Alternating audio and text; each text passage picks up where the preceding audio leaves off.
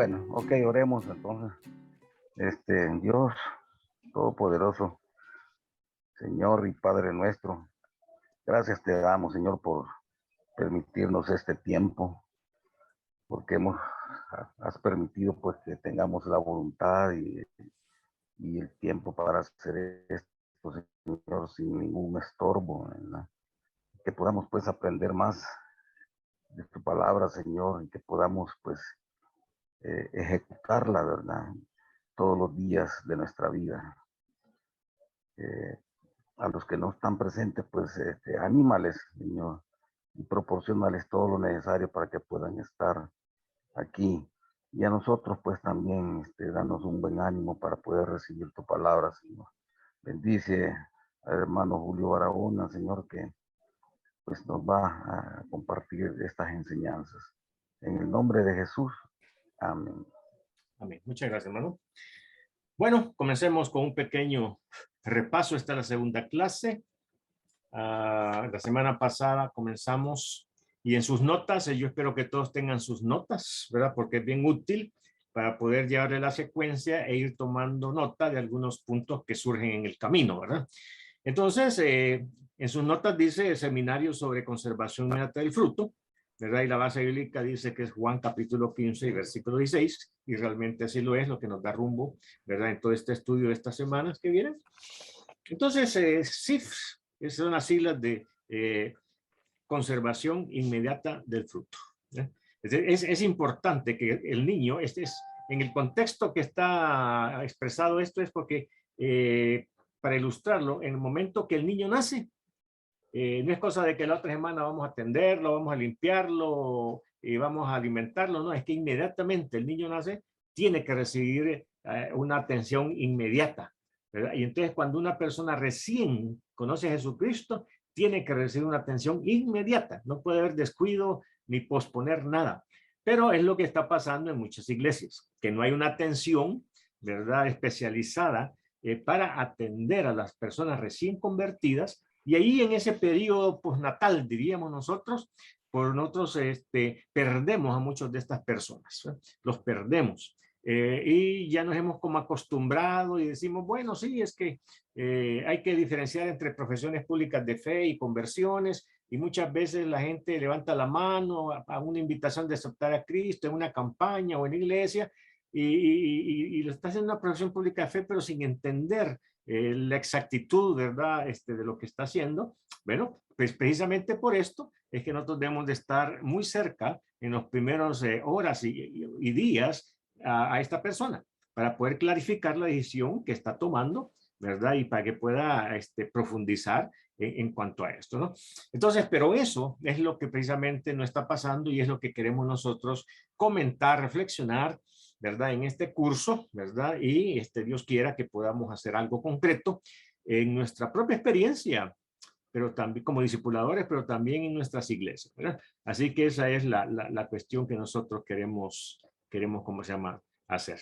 Así que eso es conservación inmediata de fruto, y pues el curso tiene otro nombre, ¿verdad?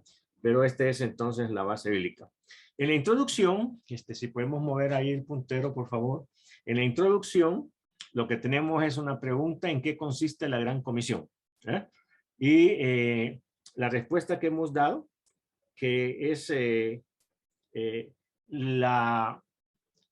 tratar de conservar el fruto. ¿En qué consiste la Gran Comisión? En compartir el Evangelio. ¿Eh?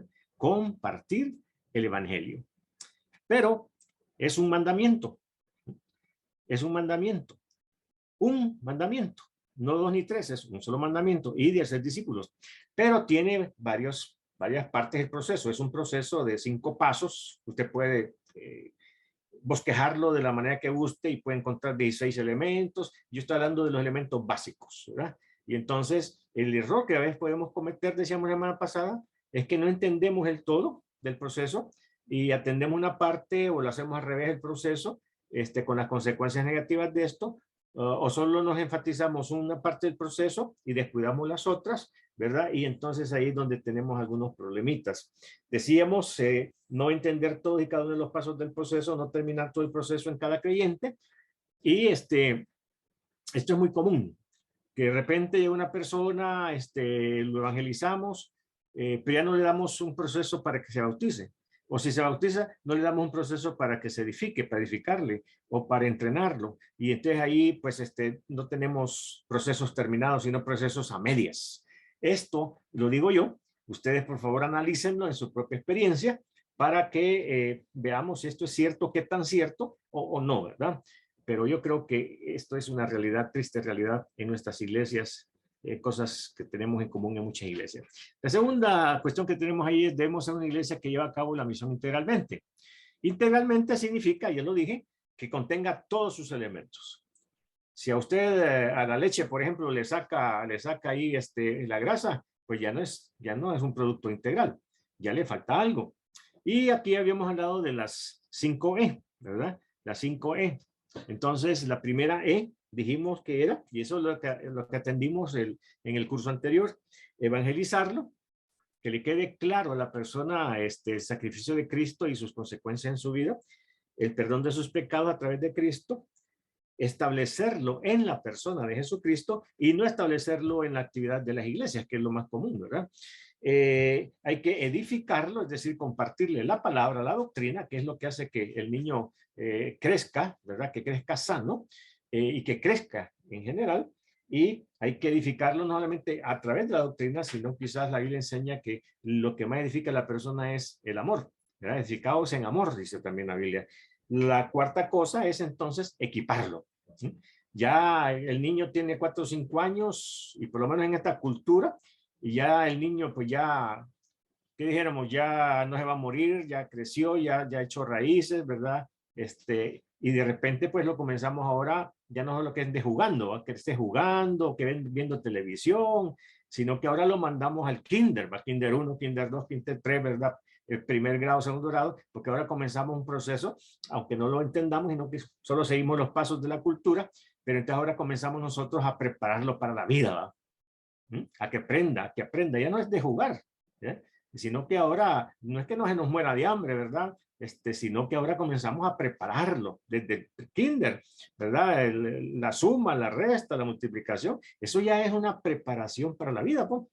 Que toma más forma y lo enfatizamos más cuando llega a la universidad. Decimos, y todavía aprenda bien, porque de aquí de esto depende que usted triunfe en la vida, pues, ¿verdad? Entonces, hay que equiparlo. Y ya equipado, pues hay que enviarlo. Ese es el proceso natural de la vida aún. Ya un hijo de adolescente, ¿verdad? A los 26 se gradúa y en ese tiempo, depende del país donde esté, ya está viviendo en su apartamento y ya siente la necesidad de dejar la casa para hacer su propio show, ¿verdad? Para hacer las cosas ya a su manera. Y lo más natural es que el hijo se case y se va. Y si no se casa, pues tiene la tendencia a irse porque ella quiere hacer las cosas a su manera, ¿no? Ya está listo para volar, ya está listo para vivir, ya tiene sus criterios bien definidos y sus convicciones, ¿no? Por lo menos esperamos que así sea. Y entonces es lo que pasa también en la iglesia. Decíamos en el curso anterior que la iglesia no es un cementerio, si se acuerdan, ¿no? Que estuvieron, sino que es una universidad. No es un cementerio porque muchos hermanos, ¿verdad? Un poquito desubicados y desenfocados, y a veces desubicados y desenfocados por la misma dirección del liderazgo, o sea que el que está desenfocado es el líder, ¿verdad? No el miembro, le crea la mentalidad, le transmite la mentalidad al miembro que está ahí para quedarse el resto de su vida hasta que el Señor venga, pues el Señor se lo lleve. Cuando la iglesia es una universidad, llega alguien, lo preparamos y lo enviamos a que inicie una nueva obra. Entonces, es como la universidad. Llega el muchacho no a quedarse el resto de su vida estudiando ahí, ¿verdad? En la facultad X, sino que después de que se ha graduado, está listo para salir a trabajar, ¿verdad? A ganarse la vida, a servir a la sociedad, etcétera, etcétera. Entonces, hermanos, la gran comisión, y esto es algo que tenemos que memorizarlo, ¿verdad? No es complicado. Tiene que ver con 5 pasos el proceso del discipulado. El discipulado es un mandamiento, pero que consta mínimo de 5 pasos. A la persona hay que evangelizarlo, hay que establecerlo en la fe de Jesucristo, ¿verdad? Conectarlo con la persona de Cristo, no con las actividades de la iglesia. Hay que edificarlo, hay que equiparlo y entonces hay que enviarlo.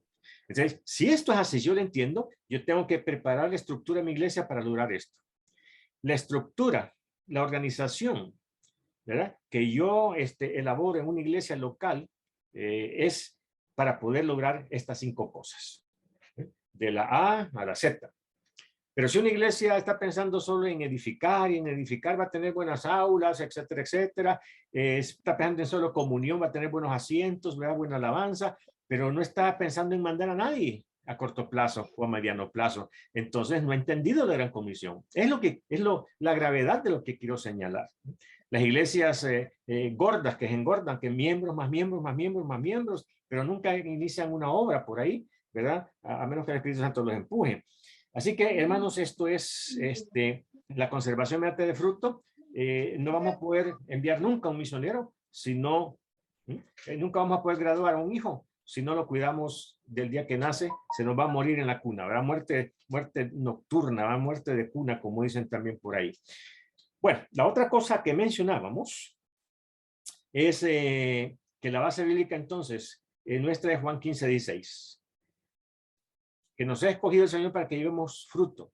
Y el fruto, subrayamos, permanezca, ¿verdad? Ese es Juan 15:16. Y ahí decíamos que encontramos 3 cosas. Que nos ha puesto para que vayamos, es decir, que nos movamos. La iglesia tiene que ser un ente activo, no pasivo.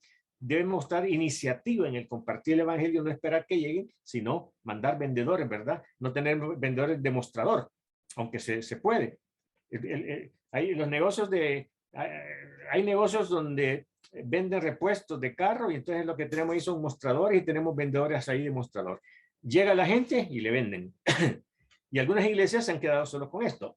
Tenemos un buen culto el domingo, ¿verdad? Buenas reuniones, buenas predicaciones, buenas alabanzas y entonces que llegue la gente y se quede. Pero la Biblia dice que aparte de esto, ¿verdad? Que no está mal, pero la actividad de la iglesia es ir.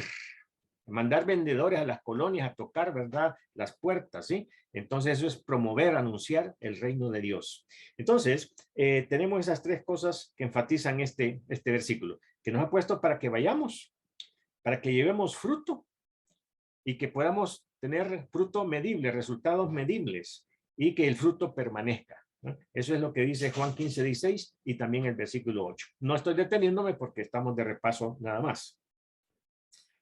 Bien, si hablamos de las 5E, estoy hablando ahorita de evangelizar, pero quiero compartirles algo que nosotros hacíamos en una iglesia donde precisamente la hermana Milagro Coello, que está con nosotros desde Florida, me decía, estuvimos trabajando juntos en la misma iglesia.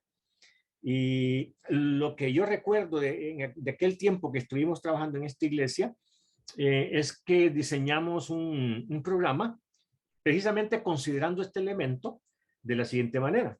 Si el peligro es, imagínense qué pescador, ilustremos de esta manera, qué pescador se mete al mar y encuentra que hay una cantidad de peces, ¿verdad? Y entonces para aprovechar la oportunidad, tira la red y la lleva a la playa, no tiene tiempo de guardar el pescado, de meterlo con hielo, meterlo a la bodega, para que no descomponga, y vuelve, solo tira la pesca en la playa y se vuelve a meter al mar porque hay más peces todavía, y cuando llega, vuelve a hacer lo mismo y vuelve a meterse, ¿verdad? Porque hay mucho pez que pescar, y entonces, pero el pez que está tirando en la playa, pues se le comienza a devolver al mar, ¿no? Se le comienza con las olas a regresar al mar.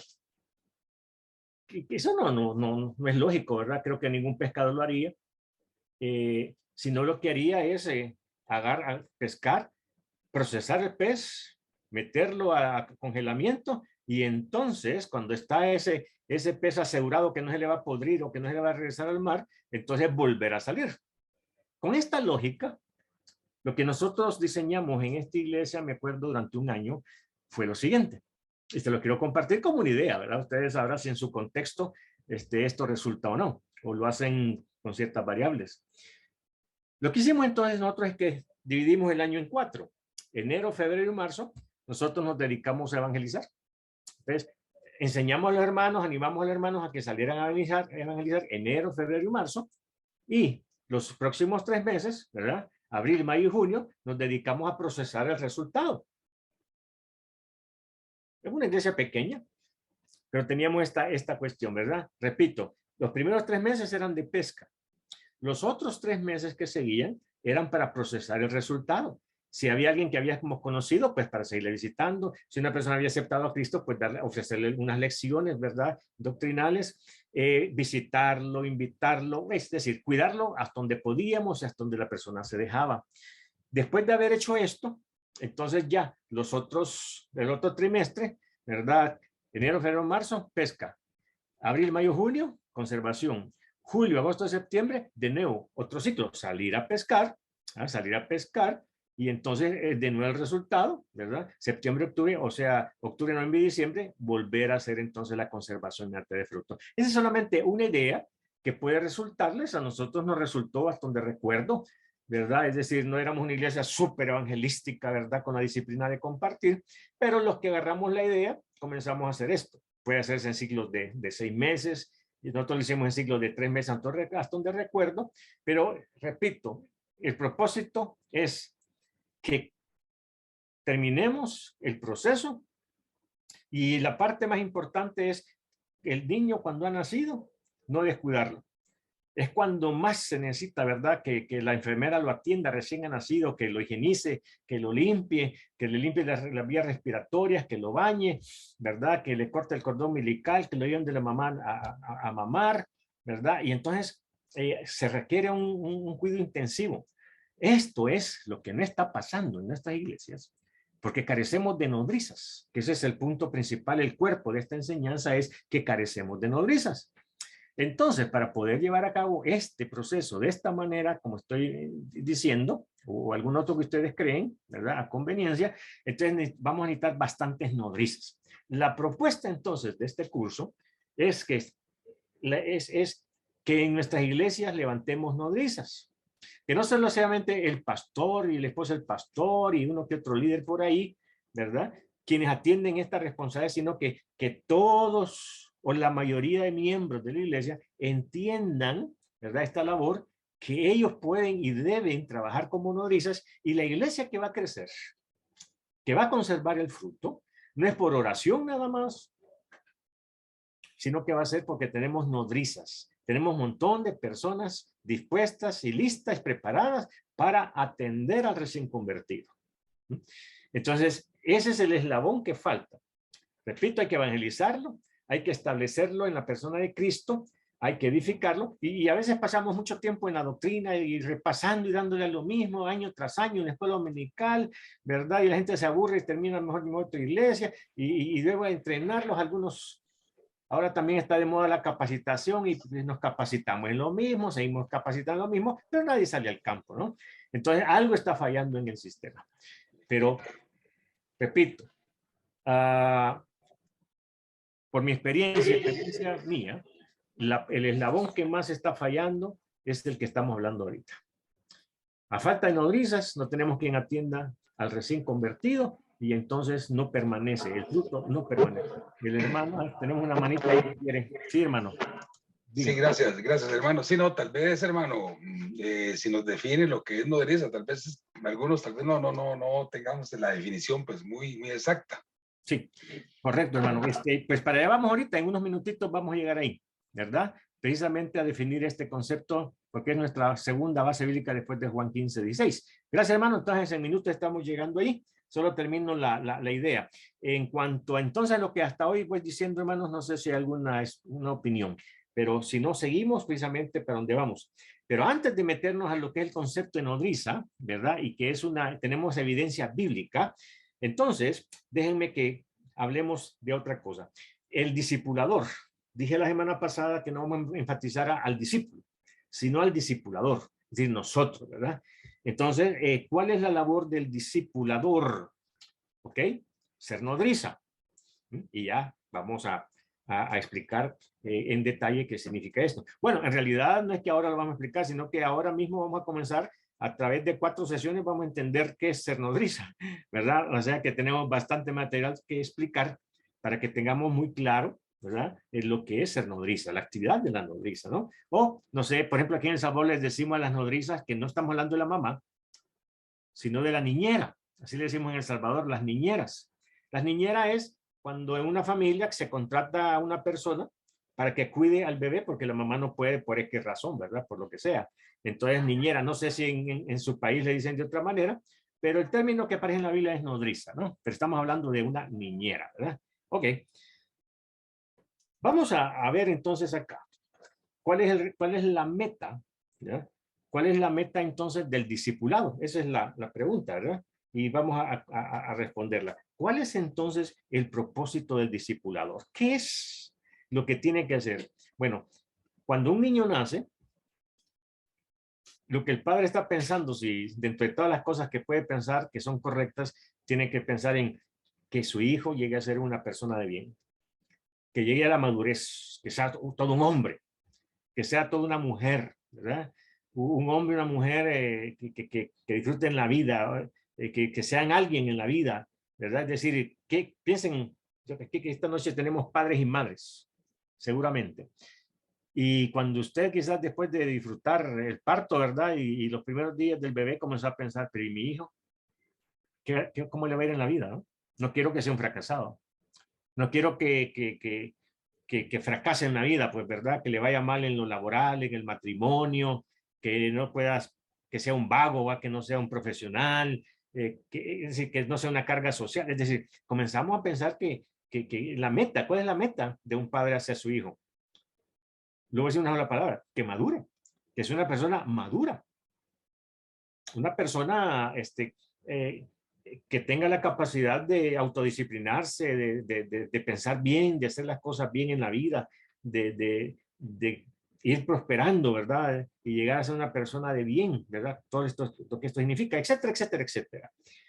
Entonces, vale la pena, hermanos, que nosotros pensemos, bueno, que yo quería de mi hijo o de mi hija cuando recién nació, ¿verdad? Y comencé ahora a preocuparme, pues, ¿y qué hago para que mi hijo sea una persona de éxito, no un fracasado, ¿no? Que sea un hombre decente, una mujer honesta. Y comenzamos a pensar cómo lograrlo.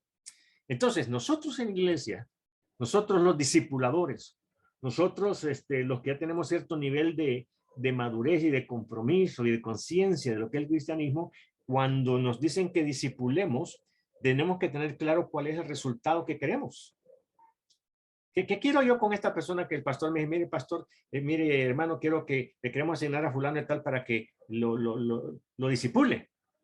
Y yo tengo claro lo que es discipular a una persona. ¿Y qué hago, verdad? Y voy a comprar un libro, ¿verdad? Es decir, tal vez por ahí va, está bien, pero yo creo que todavía no entendemos qué es el ser un discipulador. A esta altura quiero decirles que un discipulador, en este curso lo estamos tomando como la nodriza.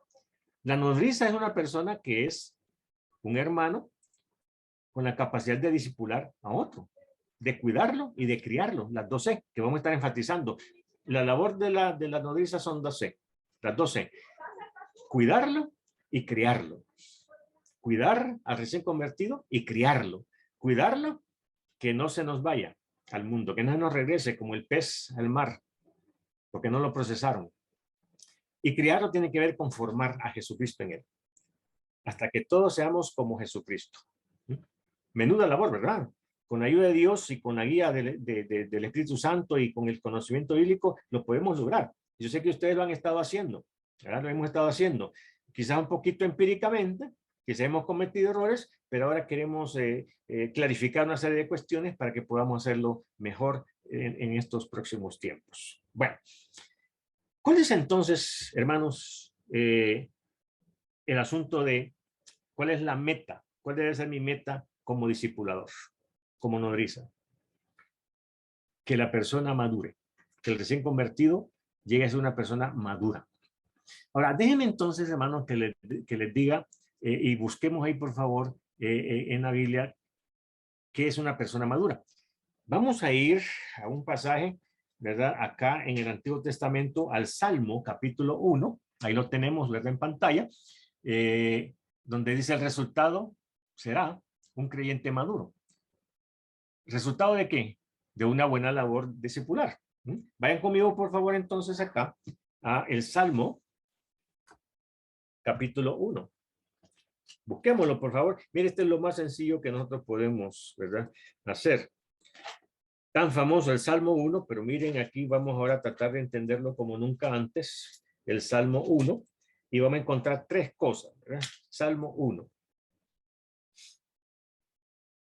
Leamos, mire qué lindo este salmo, ¿verdad? Dice, bienaventurado, versículo 1, ¿no? Salmo 1:1. Bienaventurado el varón que no anduvo en consejo de malos, ni estuvo en camino de pecadores, ni en silla de escarnecedores se ha sentado, sino que en la ley de Jehová está su delicia, y en su ley medita de día y de noche.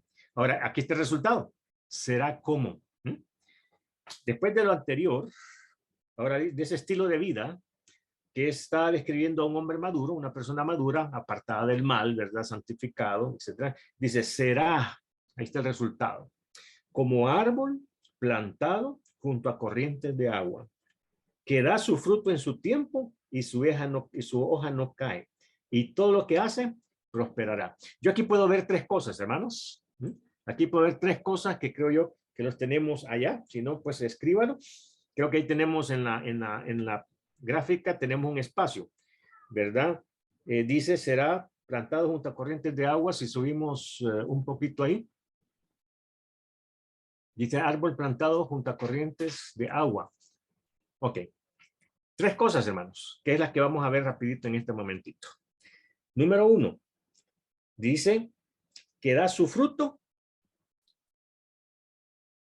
¿Cuándo, hermanos? ¿Tarde? ¿Bien tarde? Que da su fruto en su tiempo. Esto es clave, ¿no? Da su fruto en su tiempo. Segundo, y su hoja no cae. Y tercero, y todo lo que hace prosperará. Yo voy a decirles en esta noche, hermanos, que aquí tenemos las tres características de una persona madura, de un cristiano maduro. No hay que irnos allí un montón de conceptos, ¿verdad? Ocupemos la sencillez de la palabra de Dios, pero está claro que si el Salmo 1, tan famoso, tan repetido y memorizado por muchos, pero a veces no entendido, nos gusta lo que dicen, pero hermanos, ahora escaneémoslo, ¿verdad? Entendámoslo. Tres cosas, hermanos. Da su fruto a su tiempo. ¿Okay? Lo estoy repitiendo porque quiero que nos quede ahí en mente, ¿verdad? Y sobre esto vamos a estar reflexionando más.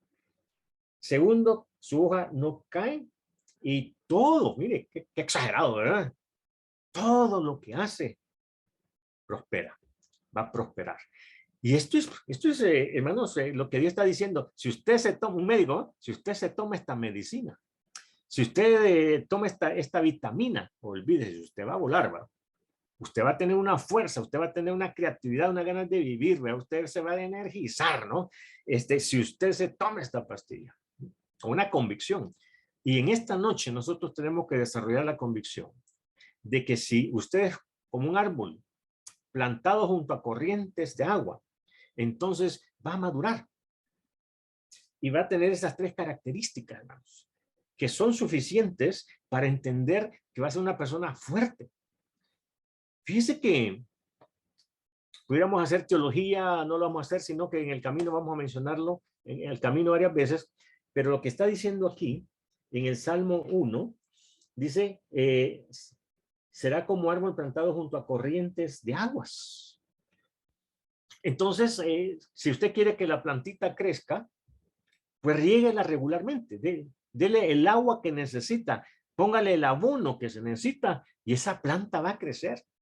No solamente va a echar mucha flor, ¿verdad? Mucha flor, sino que también se va a poner bonita, sino que también va a llevar fruto. Esa es una ley de la vida. Si le echamos agua, si no le echamos agua se va a morir. Si le echamos agua suficiente y la abonamos. Y entonces dice aquí, ¿verdad? Versículo 2, sino que en la ley de Jehová está su delicia. Ahí está el abono, ¿no? Y medita de día y noche. Será como árbol plantado junto a corrientes de agua. O sea, ese árbol que está a la ribera del río, ¿no? No que está a 100 metros o 200 metros del río, ¿no? De la cuenca, sino que está en las riberas del río, siempre está verde, porque sus raíces siempre están, ¿verdad? Está absorbiendo agua. Fíjese que me decía un amigo, un hermano agrónomo, que hay dos tipos de árboles. Está el caducifolio y el perennifolio. Yo no soy agrónomo, no sé mucho de esto, pero él me decía que hay dos tipos de. Está el caducifolio, que caduca la hoja, que es de temporada, ¿verdad? Se pone verde bonito, ¿verdad? Un verde profundo, ¿no? Y tiene mucha flor y fruto, pero 2, 3 meses del año y después se cae la hoja, se cae el fruto, se cae la flor. Son caducifolios, caducan. Pero el perennifolio, eso es un árbol que siempre permanece verde, siempre tiene hoja, siempre está dando fruto. Y lo que está describiéndonos aquí el Salmo, capítulo 1, es que el cristiano no es de temporada, pues. No es que está animado, se desanima, está animado, está con ganas, sin ganas, que quiere comerse el mundo después que andarlo empujando, ¿verdad? No, es que permanece siempre activo, siempre creativo, siempre con ganas, siempre deseoso, siempre con deseos, energía, fortaleza, ¿verdad? Firme en la fe, pero si es un árbol que está plantado junto a corrientes de agua. Ya vamos a hacer la comparación, ¿verdad? Con Juan capítulo 15. Así que mire, el texto paralelo del Salmo 1 está en el Evangelio capítulo 15. Ustedes saben que Jesucristo decía algunas cosas en el Nuevo Testamento y decimos, pero es que eso está en el Antiguo Testamento que David lo dijo, ¿va? O que Abraham lo hizo. Entonces, en el Nuevo Testamento Jesucristo agarra la idea del Salmo 1. Fíjense qué interesante. Cuando Jesucristo dice esto, en Juan capítulo 15, tiene en mente el Salmo capítulo 1. Vayamos entonces ahorita a Juan capítulo 15 y ya vamos a regresar entonces después del Salmo. Pero por favor vayan conmigo, ¿verdad? Porque esto es importante. En el Evangelio capítulo 15, Juan capítulo 15, Jesucristo tiene la misma idea en mente. Solo que ahorita él va a hacer un cambio. Miren lo que dice entonces acá. Juan capítulo 15. Perdón, hermanos, en Juan capítulo 7. Me estoy saltando. Juan capítulo 7. Ya vamos a ver el otro después. Pero en Juan capítulo 7, el versículo 39. Vamos a ver. Antes de leerlo, les explico el contexto. Están en la temporada de la Pascua. Allí en Jerusalén. Esto significa que han llegado de varias partes del mundo, ¿verdad? De aquel mundo conocido, del África, del Asia, de Europa, han llegado a Jerusalén, todos los judíos que andan por diferentes partes del mundo. Y han llegado porque es la Pascua. Es cuando se va a sacrificar el cordero. Es cuando ellos entendían que ese cordero era sacrificado para expiar sus pecados. E iban al templo, pero para entonces era una religión, ¿no? Para ellos era un rito, una ceremonia, sin entender todo el trasfondo espiritual. Sin entender que ese cordero, ese animal estaba haciendo referencia al Mesías, que iba a ser sacrificado una vez para siempre, de acuerdo al libro de Hebreos, para limpiar nuestros pecados. Era una figura, un cuadro de Jesucristo. Ahora, en esa Pascua, quien está presente es el Mesías. Es Jesucristo mismo, el Cordero de Dios que quita el pecado del mundo. Y Jesucristo está viendo durante esa semana que han llegado judíos de todas partes con sed espiritual. Si han llegado ahí es porque tienen sed espiritual, tienen necesidad espiritual. Y han caminado kilómetros, arriesgado su vida en los caminos peligrosos de aquel momento porque tienen sed espiritual. Y Jesucristo está ahí. Y Jesucristo en un momento dado, en el día ideal, entonces se pone en pie y miren lo que dice que hizo Jesucristo. Estaba la multitud de esta gente, sedientos. Y Jesucristo dice entonces acá en el capítulo 7 y el versículo 37 lo siguiente. En el último, esperó, y gran día de la fiesta, que era el más importante en la ceremonia, Jesús se puso en pie y alzó la voz. Significa, hermano, que gritó lo más fuerte que pudo, porque no había micrófonos. Y entonces él quería ser escuchado por los miles de judíos que estaban allí. Y alzó la voz, diciendo, miren qué interesante, si alguno tiene sed, venga a mí y beba. No está diciendo Jesucristo, como dice el Salmo, que en la ley de Jehová mete de noche el abono para la vida. o que esté plantado junto a las corrientes de un río, el agua. Jesucristo dijo, yo soy el agua viva. El que de mí beba no tendrá sed jamás. Entonces, Jesucristo lo que está diciendo es a todos aquellos judíos sedientos, que ahí estaba ahora Él, la verdadera agua, y que si se conectaban a Él, si bebían de Él, no de lo que Él les daba, nada más la doctrina, sino de Él, de su persona, entonces iban a ser como ¿qué? Aguas vivas. Correrán ríos de agua viva dentro de ellos. Entonces, la verdadera vida espiritual, que se va a manifestar en una vida emocional, en las emociones y en el cuerpo, en términos de salud, de energía, de fortaleza, es estar conectados con Jesucristo. En el Antiguo Testamento, el salmista dice, pues que hay que meditar en la palabra y que hay que estar bebiendo del agua, como el árbol del río. Pero ahora Jesucristo dice, yo soy la verdad y la vida. Conéctense conmigo. Yo soy el agua viva. Conéctense conmigo, beban de mí. Si estoy explicando bien, hermanos, estoy diciendo que en Juan capítulo 15 y el versículo 5, por favor, vayan conmigo porque estamos uniendo pasajes conocidos, pero ahora tratando de conectarlos, ¿verdad? Dice en Juan capítulo 15, que encontramos la parábola de Jesucristo de la vid verdadera. Y dice en el versículo 5, yo soy la vid, vosotros los pámpanos. El que permanece en mí y yo en él, este lleva mucho fruto. Ahora estamos hablando lo mismo del Salmo, ¿eh? Dice que es el resultado de estar como un árbol junto a corrientes de agua. ¿Cuáles son? Que da su fruto a su tiempo. Su hoja no cae, es perennifolio. Y todo lo que hace prosperará, llevará muchos resultados. Y entonces dicen el 5, ¿verdad? Y yo en él, este lleva mucho fruto. Y ahora la sentencia, la advertencia. Y que está pasando en muchas vidas de los cristianos, hermanos, hoy en día, tristemente. Dice, porque separados de mí, nada. En términos absolutos, ¿verdad? Nada podéis hacer. Si nos conectamos con Cristo, Juan capítulo 7, versículo 37, el que tenga sed, venga a mí y beba, va a llevar mucho fruto. Su hoja no va a caer y todo lo que haga prosperará. Esas son las 3 características de madurez.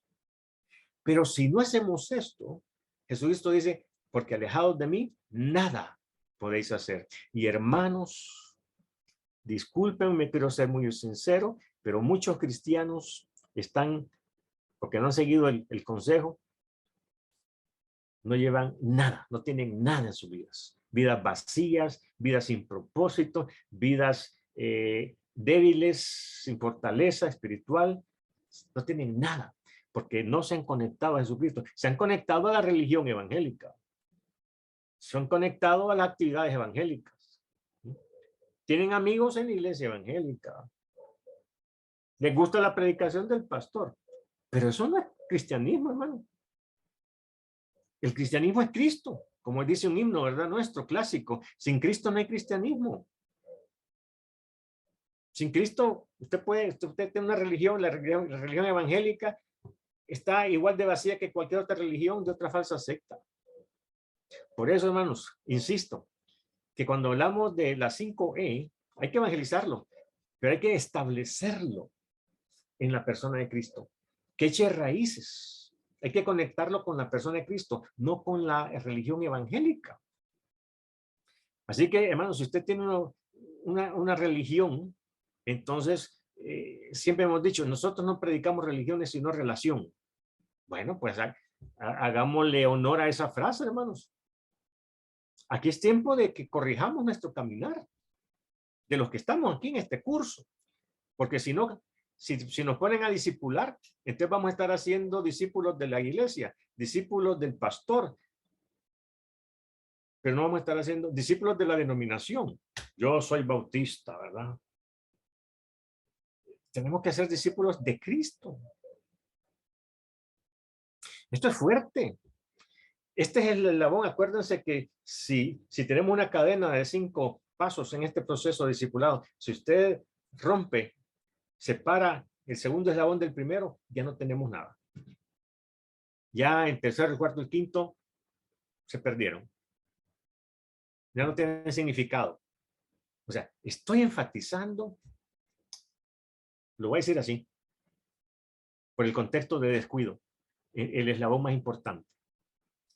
Que el recién convertido, lo dije en el curso anterior, el niño recién nacido, inmediatamente que lo limpian y todo, se lo llevan a la mamá y lo pegan al pecho de la madre para que comience a mamar. Y entonces, el recién convertido, lo más importante que el discipular haga es que lo ponga al pecho de su madre, es decir, que lo conecte con la persona de Jesucristo. Y es lo que queremos aprender. Es lo que hace la niñera, lo que hace la nodriza. Ya estamos explicando lo que es esto. Hermanos, esto es importantísimo, pues, que nosotros lo veamos. Tengo una cantidad de base bíblica en cuanto a esto, pero lo vamos a ir viendo con el tiempo porque definitivamente, bueno, vamos a ver un pasaje de cada uno de estos pasajes porque quiero darle evidencia bíblica, base bíblica, pero tenemos que seguir adelante porque queremos llegar esta noche y avanzar un poquito más. Vayan conmigo entonces a Tito 3:14 y vayan anotándolo usted ahí a la par de esas tres cosas que he dicho, ¿verdad? Características del creyente maduro, da su fruto. Y aquí va base bíblica. Tito 3:14, veamos ahí ese pasaje. Tito, antes de Hebreo, ¿verdad? Y de Filemón. Tito 3:14. Como tenemos poco tiempo, vamos a caminar. Dice, y aprendan también los nuestros, le está diciendo Pablo a Tito, ese pastor joven, ¿verdad? El maestro viejo, ¿verdad? Con gran experiencia. Pablo le está diciendo a Tito, mira, hace esto, dice, y aprendan también los nuestros a ocuparse en buenas obras, para los casos de necesidad. ¿Y qué dice? Para que no sean sin fruto. Para que no sean sin fruto. ¿Sí? Entonces, hermanos, por favor, nosotros, y después los otros, los demás, pero pongamos los ojos en nosotros ahorita, ¿no? ¿Estamos llevando fruto? ¿Qué tipo de fruto estamos dando? Si no estamos llevando fruto, es una señal de alarma, de preocupación. No llevo fruto. Mi hoja no permanece, me desanimo. Soy débil en la fe. Caigo en la tentación. Señal de que estamos mal, que no estamos conectados con Cristo, porque Cristo produce fuerza, produce firmeza, produce santidad. Entonces, veamos Santiago 5:18. Santiago capítulo 5, versículo 18. Ya que estamos aquí, terminemos esta parte. Santiago capítulo 5 y el versículo 18. Dice, Elías era hombre sujeto a pasiones, semejante a las nuestras. O sea, todos somos iguales. Y oró fervientemente para que no lloviese. Y no llovió sobre la tierra por 3 años y 6 meses. Y déjenme ver si estoy bien con el pasaje. Versículo 18. Y otra vez oró y el cielo dio lluvia. Y la tierra produjo su fruto. O sea, a Dios le interesa que usted y yo seamos personas fructíferas. Es que es anormal. Es que no está bien. Eso significa que estaría enfermo. Si yo no llevo fruto, estoy enfermo. Estaría postrado, ¿verdad? En la cama, en la silla, durante mi vida, sin hacer nada, sin producir nada. O sea, no es normal. Entonces, la idea es llevar fruto. Pero eso es dependiendo de si estoy conectado con el Señor. Luego, cuando hablamos de que su hoja no cae, estamos hablando de resistencia. Estamos hablando de fortaleza. Y entonces el cristiano normal es una persona resistente, resiliente, ¿verdad? Como es la palabra de moda hoy en día, resiliente, ¿no? Es una persona resistente, que tiene firmeza. Leamos 2 pasajes, por favor, acá. Dice en Colosenses 2:5. Vayan conmigo a Colosenses, capítulo 2 y versículo 5. Colosenses 2:5. Dice de la siguiente manera. Porque aunque estoy ausente en cuerpo, no obstante en espíritu estoy con vosotros, gozándome y mirando vuestro buen orden y la firmeza de vuestra fe en Cristo. O sea, la firmeza se mira. ¿En qué se va a ver? Se ve eso, o sea, en la conducta nuestra, en nuestras actitudes, en nuestro involucramiento en la labor evangelística, en la labor de la iglesia, de servicio, en todo, hermanos. La firmeza es estar firme. Ya les decía yo, pues no sé si en el curso anterior, ¿verdad? Es la etimología o el origen de la palabra firme. Pues la palabra firme viene de enfermo. Si usted se ha fijado que una persona tiene tremendo dolor, decaimiento, debilidad, ¿verdad? Se encorva, ¿verdad? Y anda buscando la cama porque está débil. No puede estar firme. Le falta firmeza y entonces está enfermo, o sea, sin firmeza. Y yo lo que puedo ver en la iglesia en términos generales no es cristianos firmes en general, sino enfermos.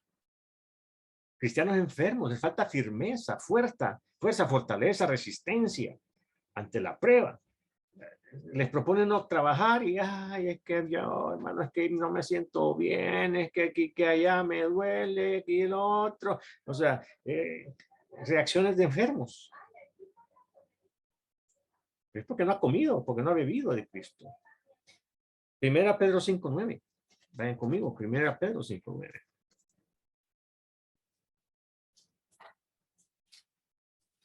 Primera Pedro, capítulo 5 y versículo 9. Dice,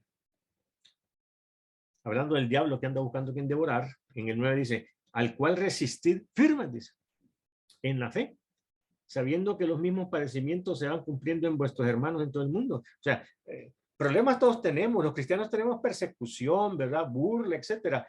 Pero dice, pero permanezcan firmes, resistir firmes. Entonces, la firmeza, cuando dice, y su hoja no cae en el Salmo 1, está hablando de resistencia, de firmeza, de fortaleza, de aguante. Y los cristianos, entonces, que nos alimentamos de Cristo, tenemos esas características, hermanos. Importante. Y la última, todo lo que hace prosperará. Ya sabemos allá, ¿verdad? Lo que dice Juan. Espera que prospere, que le vaya bien, que prospere en todo como prospera su alma. Que cuando hablamos de prosperidad no estamos hablando solamente de lo material, ¿verdad? De lo económico, del dinero. Cuando hablamos de prosperidad estamos hablando de lo que crece, de lo que se aumenta, de lo que se multiplica. El diccionario dice que tiene éxito. La persona que prospera, la que tiene éxito. ¿En qué? En todo. En todo. Logra con creces lo que se ha propuesto. Logra cumplir lo que se ha propuesto. Todo lo que hace prosperará.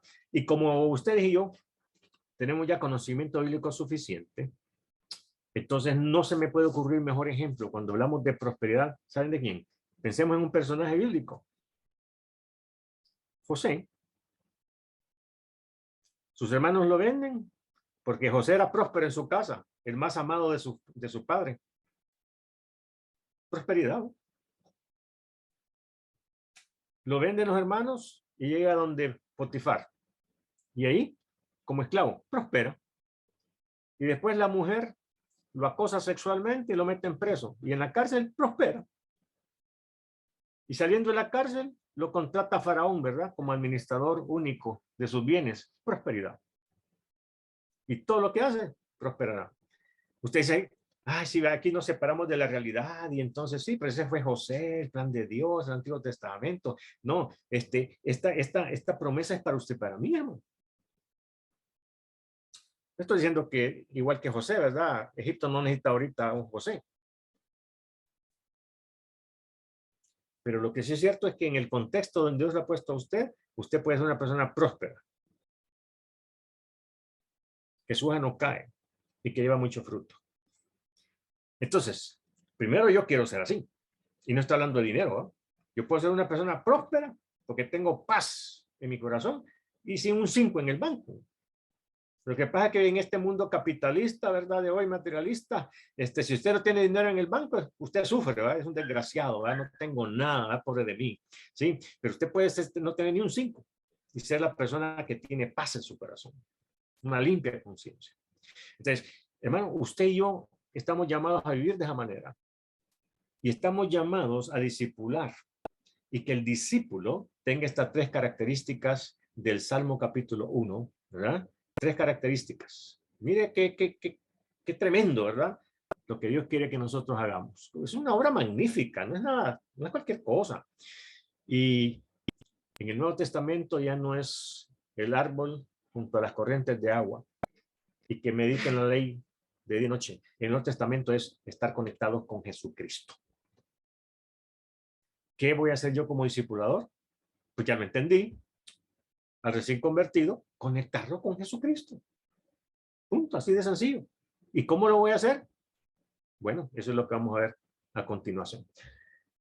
Bien, no sé si hay algún comentario, hermanos. Tengan libertad, por favor. Hacemos una paradita mientras seguimos en breves segundos. Sí, hermano David López. Solo, hermano, agregar quizás ahí el sustento bíblico para no le escucho muy bien, hermano. No sé si podemos subir volumen ahí. el sustento bíblico, hermano, para el tercer punto que usted mencionó. Solo mencionó nada más el texto, el contenido, pero es 3 de Juan, versículo 2, donde dice, amado, quiero que seas prosperado como prospera tu alma. Ah, sí. Muchas gracias, hermano. ¿Cómo no? Amén. Muchas gracias. 3 de Juan, correcto. Versículo 2. Gracias. Y el de José, que le ponía de ejemplo, pues es Génesis 39, ¿verdad? Del versículo 2 al 23, ¿verdad? ¿Cómo no? Muchas gracias, hermano David. Bien, si no hay algún otro comentario, hermanos, continuamos. Hermano Pastor Bernardo, díganos. Mucho gusto, hermano. Un placer saludarles. Un placer saludarles. Gracias, hermano. Igual. Cuando usted se refería, que dice la palabra, ser cristiano no es estar en una congregación o depender a X nombre o qué denominación. Sí. Sino ser seguidor de Cristo. Entonces, la gran pregunta que yo le tengo es esta. Si nosotros fuésemos seguidores de Jesucristo, ¿por qué surgen tantas cosas, tantos nombres, tantas controversias en que unos creen de una manera, otros creen de otra, otros que hay que comer carne, otros que no hay que comer, otros que el bautismo sí, otros que no, que eso es así? ¿Por qué caemos tanta en esto? No sé, si usted tiene alguna explicación, si nosotros fuésemos verdaderamente seguidores de Jesucristo y que fuésemos, como usted dice, cristocéntrico, ¿usted cree que hubiesen estas divisiones que hoy en día se encuentran en el mundo, no solo aquí, en el mundo entero? No sé qué concepto tiene usted. Bueno, muchas gracias, hermano. Se lo contestamos de siguiente manera. En primer lugar, Dios ha creado personas con diferentes personalidades, ¿no? No todos somos iguales, no todos pensamos iguales, no todos sentimos iguales. Entonces hay que aceptar que en el ser humano hay una variedad, ¿verdad? Como decimos aquí, para gustos los colores, ¿no? Y si no hubiesen mujeres que le gustan los feos, imagínense, no nos hubiéramos casado nosotros, ¿verdad? Entonces, tenemos que aceptar que esa es una realidad que no es malo. Pero eso es una cuestión superficial, ¿verdad? Ahora, si llegamos ya a lo que usted plantea, que ya es doctrina, que ya son cosas fundamentales, ya es cosa delicada, entonces ahí lo que tenemos tenemos mucha mala escuela en la iglesia evangélica. Tenemos muchos líderes que no están muy preparados y que peligrosamente tuercen la palabra de Dios. Entonces, ¿qué hacer en ese caso? Miren, un mundo donde hay libertad de culto, donde cualquiera se puede levantar y levantar una secta falsa, siguiendo emociones, caprichos, intereses, conveniencias, ambiciones, poco que hacer. Poco que hacer. Tenemos que aceptar que Pero si estamos hablando del mundo evangélico donde creemos que vamos a aceptar que hay muchos pastores con buenas intenciones, que queremos hacer lo mejor, que tenemos celo de Dios, celo de la doctrina, que queremos hacer las cosas bien, pues entonces, a pesar de esa intención, que nos va a ayudar mucho, pues siempre existe el riesgo, el peligro de que yo interprete mal algo, que esté teniendo una actitud inmadura, y entonces ocurre lo que usted está diciendo. Fíjense que la Biblia, dos cosas voy a decir en cuanto a esto. Número uno, la Biblia dice que no impongamos manos con ligereza. Yo quiero estar en una iglesia donde yo produzca interés, deseos, que hayan hombres y mujeres motivados a servir al Señor en la enseñanza, en los ministerios. Pero no por la necesidad urgente de más líderes, no por producir liderazgo, voy a imponer manos con ligereza, porque está el peligro de que alguien no esté suficientemente maduro para ser líder y desarrolle malas actitudes, o que no tenga conocimiento suficiente exegético, hermenéutico, y tuerza la palabra. Entonces yo estoy dándole responsabilidades a alguien que no está preparado, y lo que va a resultar es una falsa doctrina, ¿verdad? Una motivación falsa. Segundo, hermanos, que creo yo que puede ser un poco intangible, un poco subjetivo, un poco difícil de ver, pero es lo más seguro. Yo le voy a dar una cita ahorita, hermanos, por favor. Vayan conmigo a Primera de Juan, y en el capítulo 2 dice lo siguiente, el versículo 27. Primera Juan, capítulo 2 y versículo 27. Voy a leer desde el 26. Aquí sí voy a dar un segundito para que usted busque el pasaje porque me interesa, porque esto como que a veces no lo relacionamos mucho, pero para mí ha sido clave en mi propia experiencia, y ya les puedo contar un par de anécdotas más. Si lo tienen, si no lo leo, tome nota usted.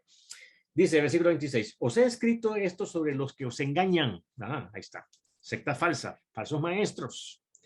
Y el peligro de la mentira es que a veces es tan creíble, está tan diseñada para engañar, que engaña hasta el más vivo, ¿no? Pero dice, os he escrito esto sobre los que os engañan. Versículo 27, este es para Juan que está diciendo esto, esta es la clave para que usted y yo no seamos engañados. ¿Cuál es? Dice, pero la unción que vosotros recibisteis de él, hablando del Espíritu Santo, vamos. ¿Quién es el Espíritu Santo? Es el Espíritu de verdad. Dice, de él permanece en vosotros. Fíjense lo que dice. Y no tenéis necesidad de que nadie os enseñe. Así como la unción misma os enseña todas las cosas y es verdadera y no es mentira, según ella os ha enseñado, permaneced en él. Fíjense. Mire qué lindo esto. En base lo leo porque es lo que estamos diciendo. Yo soy un cristiano común y corriente, leo la Biblia, y puede ser que el pastor, mi pastor, buen hermano, buen cristiano, buen maestro, pero un día se equivoca, interpreta mal la Biblia y me la está enseñando. Me lo dice. ¿Qué es lo que me puede salvar a mí de ese error? No es que el pastor me está queriendo engañar a propósito, es que él mismo se equivocó en la interpretación. Pero entonces lo que me dice es que yo debo de darle importancia a lo que el Espíritu Santo me dice a mí, y tal vez el Espíritu Santo me va a decir, cuidado con lo que están diciendo, cuidado con lo que estás oyendo, cuidado con lo que te están enseñando. Y dice, y no tenés necesidad de que nadie os enseñe. Uy, cuidado con esto.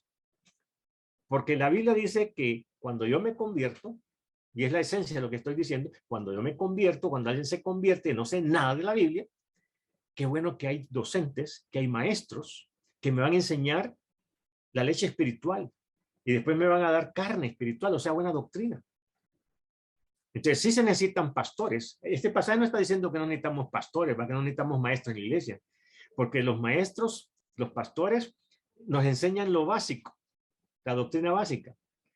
Pero yo voy a confiar en un momento dado más en la guía, en la enseñanza del Espíritu Santo, que en lo que el pastor me puede decir. Yo no estoy hablando de desconfiar de la enseñanza de los pastores. Lo que estoy diciendo es que, como los famosos hermanos en el libro de los Hechos de Berea, que dice que después de que Pablo les enseñaba, se iban ellos a confirmar con la palabra de Dios la enseñanza del pastor.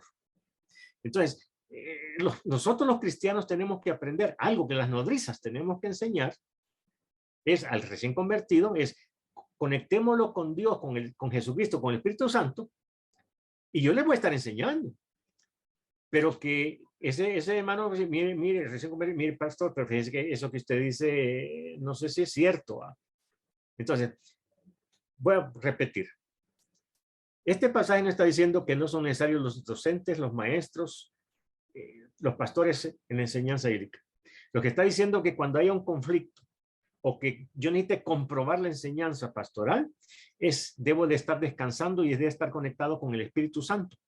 Porque el Espíritu Santo no me puede engañar ni se puede equivocar.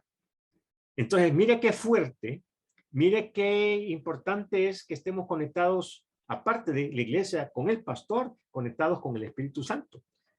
Porque yo debo darle preeminencia a la enseñanza del Espíritu Santo antes que la del pastor. Obviamente no están en conflicto, pero si alguna vez, ¿verdad?, hay un conflicto entre la enseñanza pastoral humana y la enseñanza del Espíritu Santo, yo le voy a creer más al Espíritu Santo. Con eso que estoy comentando, volvamos a leer el pasaje, hermanos, para que no lo vayamos a malentender tampoco. Dice, pero la unción que vosotros recibiste de él, el Espíritu Santo, dice, permanece. ¿Qué es lo que estoy enfatizando yo esta noche? Que estemos conectados con Jesucristo. Es decir, lo que acabamos de leer. Ahí en Juan capítulo 7, versículo 37, y en Juan capítulo 15 y versículo 5 que hemos leído. El que no permanece conmigo no va a hacer nada. El que no está conectado conmigo no va a hacer nada. Y aquí hay algo de ese nada en la palabra de Dios. Así que, como los de Berea, tan famosos, que iban a confirmar la enseñanza de Pablo y de Pedro, le iban a confirmar con la palabra. Entonces nosotros tenemos que, lo que dice el pastor, aunque sea graduado de un colegio teológico y un hermano amoroso, pues no está mal, no es desconfianza, simplemente voy a confirmar lo que el pastor ha enseñado. Pero voy a estar confiando en la guía del Espíritu Santo y no tener necesidad de que nadie os enseñe, así como la unción misma os enseña todas las cosas. Les cuento una anécdota rapidito, hermanos, para ilustrar el punto. Ya le doy la palabra después, hermano David. Hace años tocaron a mi puerta, yo estaba en la casa, tenía el tiempo, y hace años tocaron la puerta y eran testigos de Jehová. Obviamente, ya saben, ¿verdad?, vendiendo sus atalayas y vendiendo ahí el despertar, etcétera. Y en la conversación yo siempre los dejaba entrar porque para mí era una oportunidad de, ¿verdad?, de compartirle el evangelio. Entonces, una de las cosas que me dijo, yo le cuestioné, pero mire, ¿y usted por qué me está vendiendo ese? Yo lo acepto regalado, le digo yo, ¿va?, porque no es negocio, ¿va?, les dije yo, va, molestándolo, ¿va? Si usted me lo regala, yo lo acepto. Y se vio así, ¿verdad?, medio comprometido, pues, ¿cómo no? Se lo voy a regalar. Y me regaló el despertar y la atalaya. Y me dijo, qué bueno, porque esto le va a guiar a usted para que entienda la palabra. Discúlpeme, le dije yo, ese es un error. Lo que usted me acaba de decir de que esto es el despertar la atalaya y me va a servir para entender la Biblia, que me van a interpretar la Biblia, es al revés. Yo voy a leer el despertar y los artículos de la atalaya, pero los voy a interpretar a la luz de la verdad bíblica. Yo no necesito estos folletos para entender la Biblia, sino la Biblia me va a ayudar a entender sus folletos. Si esos están equivocados, entonces la Biblia me va a decir que eso no es así. Y se quedó el tipo cuadrado, ¿verdad? Así. Y les vaya a consultar con sus líderes. ¿Sí? Eso era para mí la ganancia de discutir con ellos. Y ahora apliquemos eso. Yo no voy a interpretar la Biblia a la luz de la predicación del pastor nada más, o de un buen libro evangélico de un buen escritor, un buen autor, sino que voy a leer ese libro y aprender. Pero si noto algo raro, algo que no me parece bien, voy a ir a la Biblia ¿para qué? Para confirmar si está una verdad o no. Claro, es un poco delicado el punto, pero estoy respondiendo, hermanos. Dos cosas entonces, ¿verdad? Primero, el Espíritu Santo. Estar conectado con el Espíritu Santo, con el Espíritu de verdad, me va a mí a evitar ser confundido por cualquier falsa enseñanza. ¿Sí?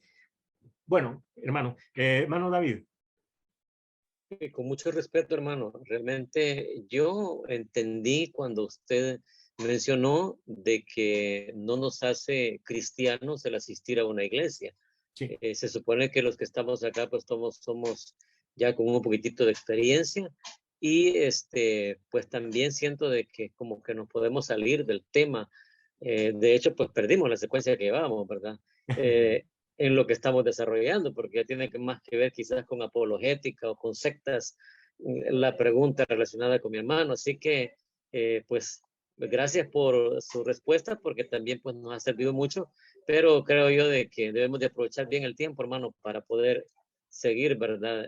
Aprovechando lo que es el tema pues, que estamos desarrollando. Así que solamente bendiciones, mi hermano. Bueno, gracias, hermano. Y es que fíjese que sí, para poder conectar un poquito con las dos cosas que usted mencionó, es que la nodriza, si es la niñera, le va a tocar preparar, aquí en esa bola decimos la pachita, ¿va? O sea, la mamila, ¿no? El biberón del niño. Y tiene la responsabilidad de que no vaya a envenenar al niño o lo vaya a contaminar o le vaya a dar leche arruinada. Esa es una responsabilidad de la nodriza, del discipulador. Entonces, en ese sentido, ¿cómo se llama? Debemos de ser muy cuidadosos de que debemos de transmitir la verdad bíblica. Mire qué delicado, hermanos. Imagínense que vamos a un recién convertido, lo vamos a desviar de la verdad de Dios. Sería delicadísimo, ¿no? Sería un problema. Entonces tenemos nosotros que, como nodrizas, cuidar el alimento que le vamos a dar al recién convertido. En ese sentido, ¿verdad? Podemos hacer una conexión, pero muchas gracias, hermano. Tenemos a Cecia Guillén. Sí, hermana, por favor. Bienvenida, Dios le Cecia. bendiga, hermano. Amén. Yo tengo una pregunta con respecto a discipular.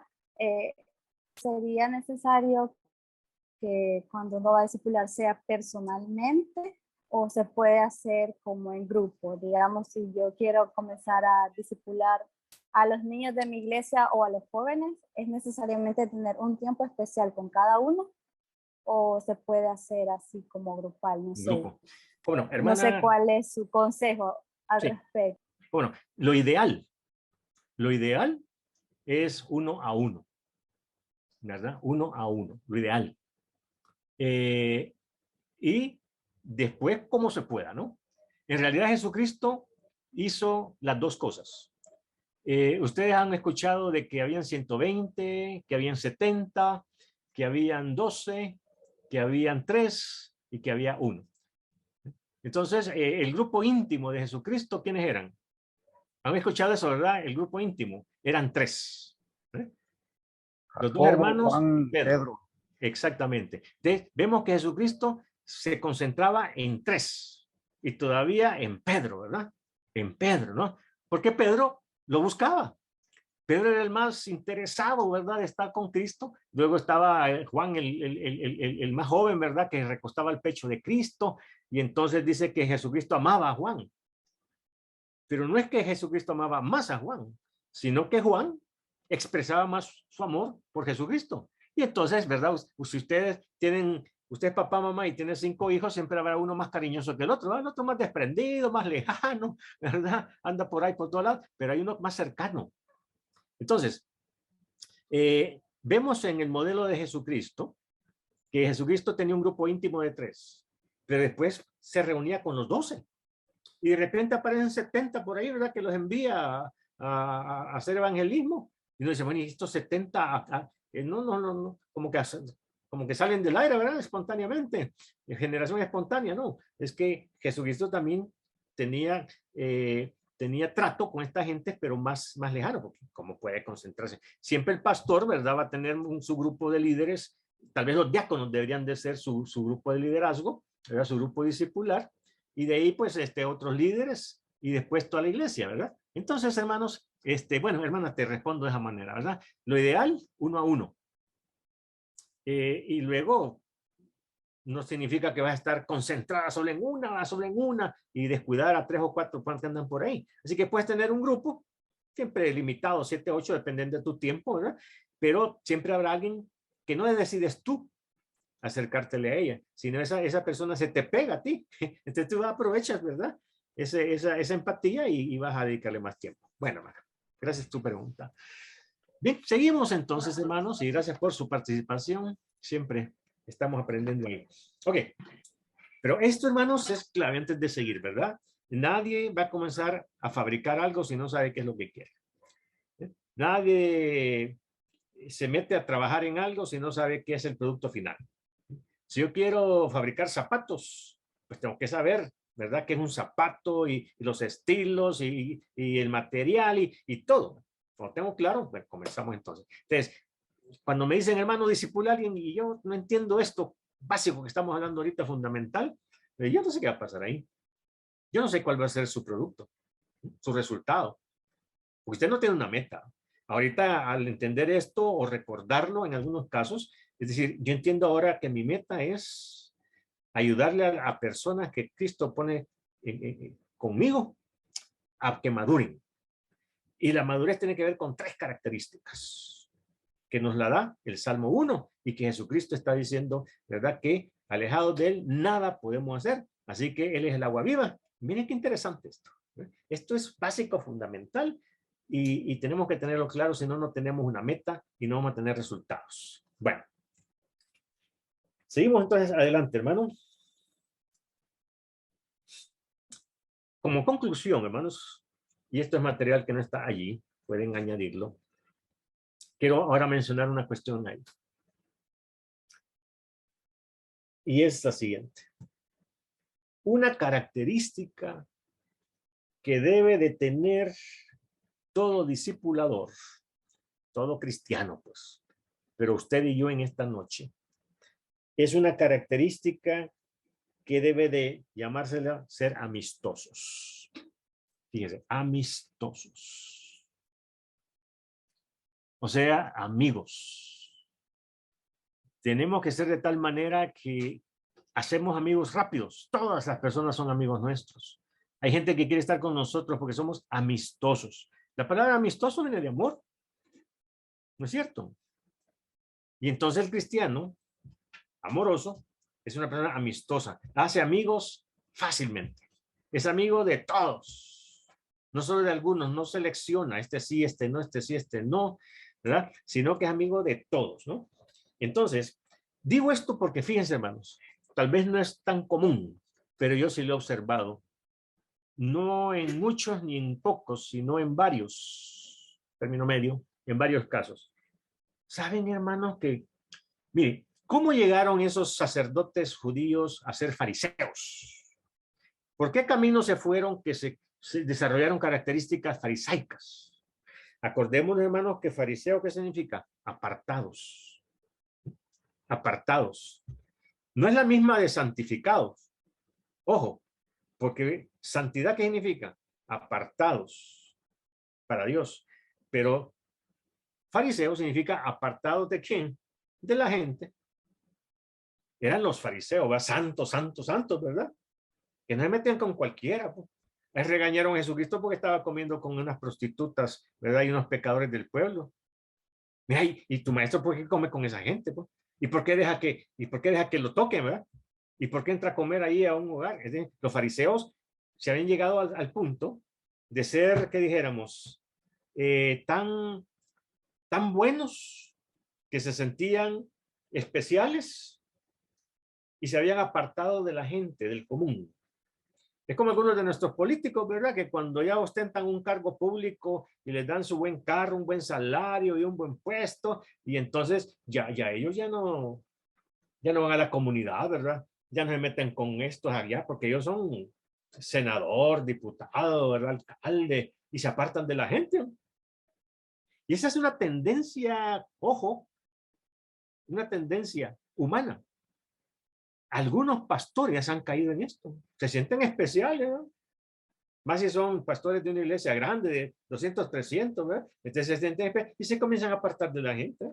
Uy, darle la mano a estos pastores. Que lo reciban a uno en su oficina, que hacer cola y que él vaya a comer con uno ahí, ¿verdad? Un su taco, ¿verdad? Una su pupusa ahí, ¿verdad? Un su pan ahí. Eso está, pero alejado de la realidad, porque ellos son, o sea, se han vuelto personas tan especiales. La palabra me cuesta, pero voy a ocupar esta. Se vuelven personas bien sofisticadas. Ya les voy a explicar qué significa sofisticado, pero son tan sofisticados, son tan, ¿verdad? Que dijéramos, que para acercarse a ellos hay que tener cuidado, ¿verdad? Hay que ponerse guantes blancos, igual que el fariseo en el tiempo de Jesucristo. Y yo le hago una, ¿por qué está hablando de esto? Y una persona con esta actitud va a poder discipular. Tal vez va a tener su grupito de amigos, ¿verdad? Igual que ellos, bien santos, bien fariseos de su clase, ¿no? Pero nos van a meter con el pueblo, ¿no? Con la congregación. Fíjense que acá en el diccionario dice que una persona sofisticada dice lo siguiente, dice, elegante. Los fariseos se vestían con ropas espléndidas, ¿no es cierto? Es lo que describe la Biblia, ¿eh? Así con ropas especiales, ¿no? Como los sacerdotes católicos de hoy en día, con un montón de ropa, ¿verdad? De satín, de tela fina, ¿verdad? Etcétera. Pues así salen ellos a la calle a lucirse, ¿verdad? Eran gente elegante. Y así da pena acercársele, ¿verdad? Y si no, no te acerques, ¿verdad? Ni lo dejas tocar porque te va a regañar, ¿verdad? Entonces, elegante, dice, y refinado. Hoy son tan refinados. Y yo creo que Cristo no era refinado. No era una persona con unas costumbres bien delicadas, ¿verdad? Bien, que dijéramos, que era así muy súper educado. Fíjense lo que dice el diccionario: elegante, refinado, que se comporta con poca naturalidad. O sea, es tan artificiosa su conducta, sus movimientos, ¿verdad?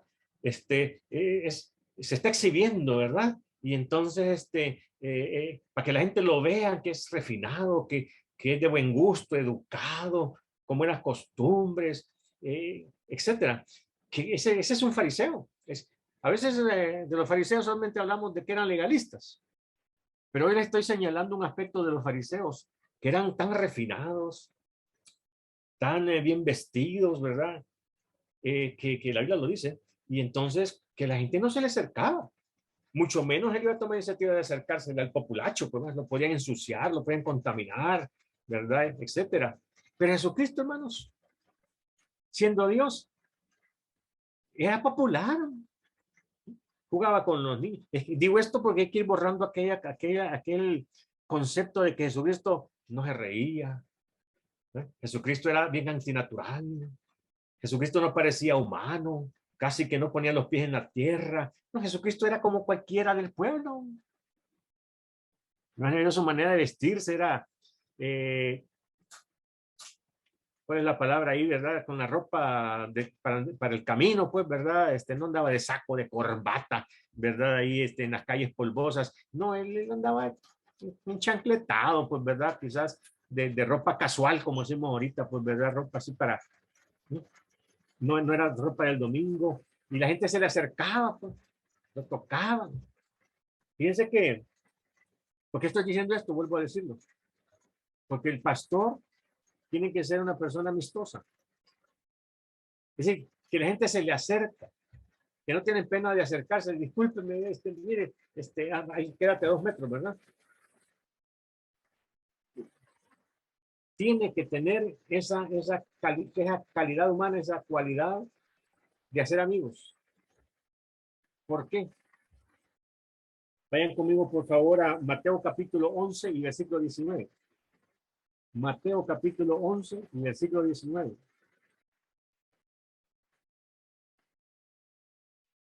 Ya lo quiero aplicar algo en específico. Dice lo siguiente, texto conocido. Vino el Hijo del Hombre que come y bebe, dice. Y dicen, he aquí un hombre comilón y bebedor de vino, amigo de publicanos y de pecadores. Amigo de publicanos y pecadores. Jesucristo no era refinado. A Jesucristo la gente se le acercaba con confianza. Él generaba confianza. Y al tener esta actitud, él podía tener amigos de toda clase. No importaba en qué condición estaba, pecador, hipócrita, verdad, de prostituta, pero el hecho de establecer contacto le permitía entonces entrar, conectar con la gente y desarrollar una amistad con el propósito discipular. Yo quiero venderles esta frase ahí, hermanos, para que la pongan ahí. Toda relación que usted y yo tengamos tiene que ser discipular. Aunque usted no se lo proponga, usted está haciendo ejemplo, bueno o malo. Sus hijos lo están viendo cómo vive, cómo habla, sus actitudes. Nos estamos discipulando automáticamente, de una manera natural. Pero yo debo ser más intencional. Ejemplo, si yo estoy pastoreando y tengo 6 diáconos, el peligro es que mi relación con esos diáconos solamente sea administrativa, laboral. Lastimosamente, eso pasa. El pastor llega, se va, nadie lo conoce, dónde vive, qué come, cómo está su vida familiar, ¿verdad? Es decir, es un desconocido. Pero el primer grupo de gente con quien yo debo de tener una relación amistosa, natural, cercana, íntima, de amigo, compañero, fraternal, es con mi liderazgo, sea consistorio, sea diáconos. Yo debo ser amistoso, abrirme, ser natural, compartir y ofrecer amistad, y ellos van a reaccionar. Y entonces, ¿qué mejor que trabajar con amigos, entre amigos? Porque entre amigos tenemos más confianza de decirnos las cosas, de señalarnos, de apoyarnos, de reprendernos. Entonces, yo como pastor debo ser amistoso, comenzando con mi liderazgo, y después con toda la congregación, y después con todo el mundo. Porque si no, yo no voy a poder conectar con nadie. Y Jesucristo conectaba con toda la gente, Pablo igual. Así que una característica que quiero señalar de liderazgo es que seamos nosotros entonces amistosos. Hay más pasajes que podemos ver, pero dejémoslo ahí. Bueno, pero leamos 1 Pedro 3:8. Aquí ha comenzado a llover y tenemos ruido ambiental, porque tengo unas láminas afuera. Pero creo que me siguen escuchando. ¿Me escuchan? Sí me escuchan, ¿verdad? Ok, voy a hablar un poquito más fuerte. Vayan Sí, pastor. 1 Pedro 3:8. Terminamos en 5 minutos. 1 Pedro 3:8.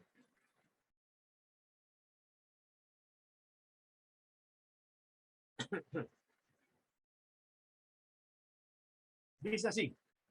Fíjense lo que dice el apóstol Pedro. Finalmente, o sea, después de darles una cantidad de consejos, dice, finalmente, sed todos de un mismo sentir, compasivos, amándoos, fíjense, fraternalmente. Usted sabe que el amor crece en un grupo por la cercanía. Usted llegó al colegio y no conocía a nadie, pero después de 6 meses ya eran amigos bien cercanos, ¿no? Tenían confianza, ya se necesitaban, ¿verdad? Ya querían estar juntos, misericordiosos y dice amigables. Pero dice que seamos amigables. Así que, hermanos, terminamos esta noche y yo quiero decirles que el líder que va a influenciar a otros, que va a conectar con otros, una característica es para que sea buen líder y que pueda discipular a otros, debe ser amigable. Que sea fácil de ser amado y que él rápido se conecta con los demás. Esa es una característica importante. Vamos a buscar más aplicaciones la próxima semana. Vamos a terminar ahorita porque tenemos mucho ruido ambiental. Ya tenemos 4 minutos para las 9 y quiero dejar este tiempo si surge alguna pregunta. Tenemos ahí de Wilfredo. Por favor, Wilfredo, ¿qué nos comenta? Sí, hermano, es que me escuchan bien, ¿verdad? Sí. Sí, bien. Sí, claro. Viendo esa porque tengo mucho ruido acá. sí, Si no, es por chat. viendo esa parte de que usted habla de ese tipo de pastores como los fariseos, de esos pastores como fariseos, no sé si podemos verlo como lo que dice Juan 10, 2 y 13, cuando habla de los asalariados, ¿verdad? Que más que pastores se vuelven asalariados y lo que tratan de buscar más es el reconocimiento. Y la mayoría de esos pastores lo que producen son el tipo de seguidores o No sé si es discípulos. posible. Yo no estoy escuchando nada, hermano, discúlpeme. Es por mi ruido ambiental. Pero si lo puede poner en chat, hermano, para poderlo leer, me ayudaría. Muy bien, ahí lo voy a dejar en el chat.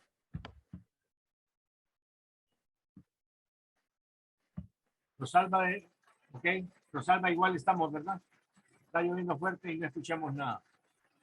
Me disculpo, terminamos acá. Les paso la palabra aquí a, no sé si a Silvia Solís o al hermano Roberto.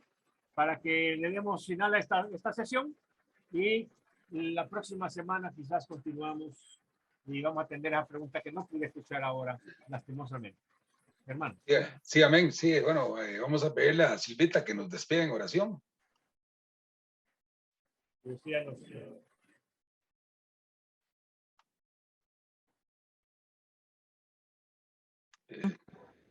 Padre eterno, te damos gracias, Señor, por esta noche, por esta bendita noche que nos permitiste escuchar esta clase, que sea de edificación para nosotros, Señor. Síguele dando sabiduría al maestro Julio y ayúdanos, Padre, a ser esa nodriza que tú quieres que seamos. Necesitamos, Padre, de tu sabiduría, de tu entendimiento, de todo lo que hoy aprendimos, Señor, y lo que vamos a seguir aprendiendo para que podamos dar mucho fruto a todas esas personas que están tan sedientas de ti, Señor. Por favor, Padre, ayúdanos a ser esa nodriza, Señor. Ayúdanos a poder discipular a toda aquella persona que necesita de ti, que necesita de tu espíritu, que necesita de tu palabra, que necesita de tu seguimiento, Señor. Ayúdanos, Padre. Ponemos esta clase y todas las clases en tus manos.